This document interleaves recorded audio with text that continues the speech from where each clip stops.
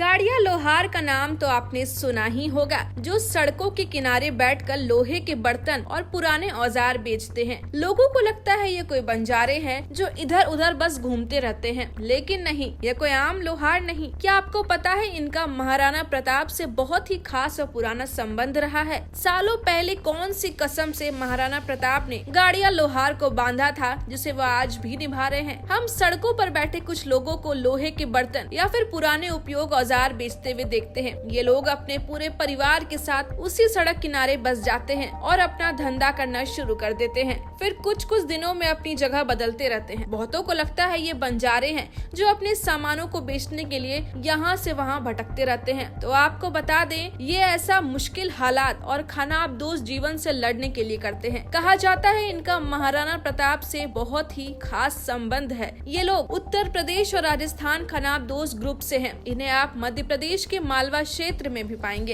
इनका कभी कभी वहाँ पर भी ठिकाना हो जाता है। बेचारों को किसी तरह लोहे के बर्तन और कुछ पुराने घर के सामानों को बेचकर अपने पेट को पालना होता है। सिर्फ इतना ही नहीं, कृषि और बागवानी में यूज होने वाले छोटे छोटे औजार भी बनाते हैं। बहुतों को लगता है ये भारत समुदाय के लोग हैं, तो आपकी जानकारी अब तक अधूरी थी। ये ना तो ईरान समुदाय वंश से हैं, ना पाकिस्तान से और ना ही भारत के लाहौर वंश से आते हैं। आखिर क्यों पड़ा इस समुदाय का नाम लाड़िया लोहार? दरअसल अक्टूबर 1984 में यूनेस्को कुरियर में एक लेख लिखा था। गडुलिया लोहार समुदाय के लोग अपने पूरे परिवार के साथ बैलगाड़ी एक से दूसरी जगह पर जाते, जिसे हिंदी की भाषा में गाड़ी कहते हैं। तो उम्मीद करती हूँ आपको अब समझ आ गया होगा कि क्यों इन्हें गाड़िया लोहार कहा जाता है। गाड़िया लोहार समुदाय के जो पूर्वज थे वो मेवाड़ की सेना में एक लाहौर थे। यहाँ तक कि वो दावा करते थे कि महाराणा प्रताप के वंशज हैं। वो वक्त जब मेवाड़ पर मुगलों का कब्जा हुआ, तभी महाराणा प्रताप जंगल की तरफ चले गए। जैसे ही जंगल में गए, उनकी मुलाकात किससे होती है? उन लोगों से जिन्होंने उनकी और उनकी पूरी परिवार की मदद की थी। महाराणा प्रताप परिवार ऐसे ही जंगल में घूम रहा था। गाड़िया लोहार समुदाय ने लोगों ने उन कसम दी कि जब तक वह चित्तौड़गढ़ में वापस जीत नहीं जाते, तब तक वे अपनी मातृभूमि की शक्ल तक नहीं देखेंगे।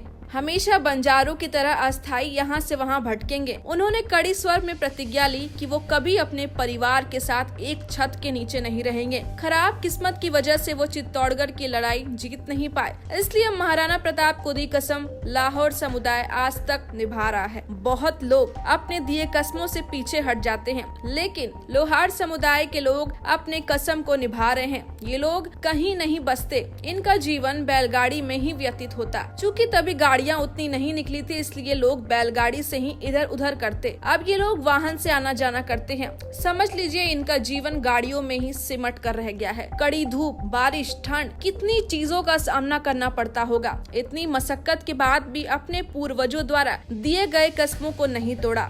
एक से एक हालात आए होंगे, लेकिन ये लोग हारे नहीं। मजबूती से हर कठिनाई को पार करके आगे बढ़ते चले गए। क्या आपको पता है गाड़िया लोहार समुदाय के पूर्वज महाराणा प्रताप की सेना में भर्ती थे। महाराणा प्रताप की सेना के लिए ये लोग घातक हथियार बनाते थे। जब महाराणा प्रताप ने किला छोड़ा था, तभी गाड़िया समुदाय ने भी चित्तौड़गढ़ छोड़ दिया था। तभी से ये बंजारे देश के अलग अलग कोने में भटकते रहते हैं। ऐसे में सरकार को इन बेचारों के लिए कुछ सोचना चाहिए, लेकिन सरकार भी इनके लिए कुछ सुख सुविधा प्रदान नहीं कर पा रही। इन लोगों को के बच्चों को स्कूल में दाखिला मिलने में भी काफी दिक्कतें आती है, क्योंकि इनके पास किसी तरह का कोई डॉक्यूमेंट्स नहीं होता। होगा भी कैसे, ये कहीं स्थायी रहते ही नहीं। लेकिन समुदाय के कुछ लोगों ने अपने बच्चों के भविष्य के बारे में सोचना शुरू कर दिया है, क्योंकि देश में ऐसे कई मशीनें आ गई है जो दुनिया में आधे से ज्यादा आबादियों को काम आसान कर रही है। लोग अब उनके पुराने औजारों को नहीं खरीदते हैं, जिसके कारण उनका समय बचता जा रहा है और अपने बच्चों पर ध्यान दे पा रहे हैं। लेकिन उन्हें 2 वक्त की रोटी नसीब नहीं हो पाती है।